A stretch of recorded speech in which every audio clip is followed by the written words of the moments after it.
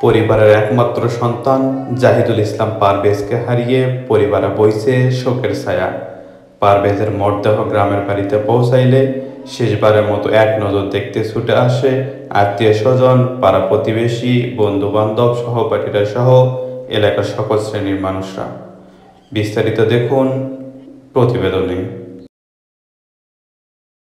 অনেক কি অপরাধে তারা এইভাবে মারলো, এটা আল্লাহ ছাড়া কেউ বোঝাবো। আমরা তো দেখছি না, শুনছি না, কেমনে কই আমাকে অনেক যারা মারছে আমরা চাই যে তার উপযুক্ত শাস্তি হোক, উপযুক্ত বিচার করুক। ঠিক আছে, উপযুক্ত বিচার যে ঘটনাটা লইয়া হয়তো যে তারে মারা উচিত, আমি মনে করি যে একটা মাস্টার প্ল্যান করবেন, মাস্টার প্ল্যান করে তার মারা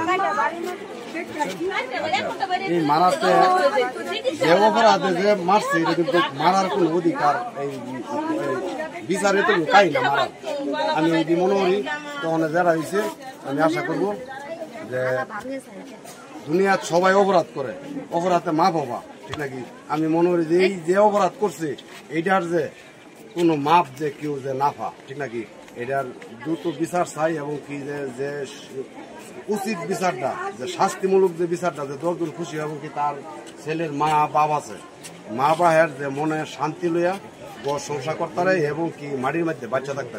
আর যদি এই বিচার, যদি এই ছেলের বিচার খুনির যদি না বিচার করে, তা আমি মনে করি দেখতে তো দেখেছেন এবং কি আমি মনে করি তারপরে বাসায় থাড়ার মতনই মনে পরিচিতি গুরুত্ব না করতে বলে আমার বই, ঠিক নাকি? আমি জানি এতটুক আমি বলতেছি যে আপনারা যতটুকু চ্যানেল দুটি আছে আমি ধন্যবাদ জানাই, যেটুকু সহযোগিতা করার আপনারা করেন এবং কি আমার সন্তানের কোনো কিছু অভাব না করে আর সঠিক পথে যাতে চলে, অসৎ পথে না চলে। আমি বাড়িটা করছি, আমার বাড়িটার মধ্যে একটা ভালো কোনা পর্যন্ত হারাম নাই, আল্লাহর কসম। আমি এত সঠিক চলে গেছি আর আমি তার সবসময় যাই। আপনার সন্তানকে কারা হত্যা করেছে বা আপনি কি চান, আপনার কিছু জানতে পেরেছেন কিনা? আমি জানতে পারছি 3 জন চিহ্নিত হয়েছে, সিসিটিভি ফুটেছে 3 জনকে চিহ্নিত করা হয়েছে। এই 3 জন চিহ্নিত হওয়ার পরে এই 3 জন কেন গ্রেপ্তার হলো না, এটা আমার সরকারের কাছে দাবি। কেন এই 3 জনকে গ্রেপ্তার করে আনা হলো না? এবং আমি এর জন্য জোর দাবি জানাচ্ছি। অতি বিলম্বে প্রশাসনের দৃষ্টি আকর্ষণ করছি যাতে খুব দ্রুত তাদেরকে গ্রেপ্তার করে আইনের আওতায় এনে জনসম্মুখে ফাঁসির রায় কার্যকর করা হোক, এটা আমার দাবি। যদি জনসম্মুখে ওই সন্ত্রাসীদের ফাঁসি কার্যকর করা হয় তাহলে আমার ছেলের আত্মা শান্তি পাবে। আমি আমার আত্মার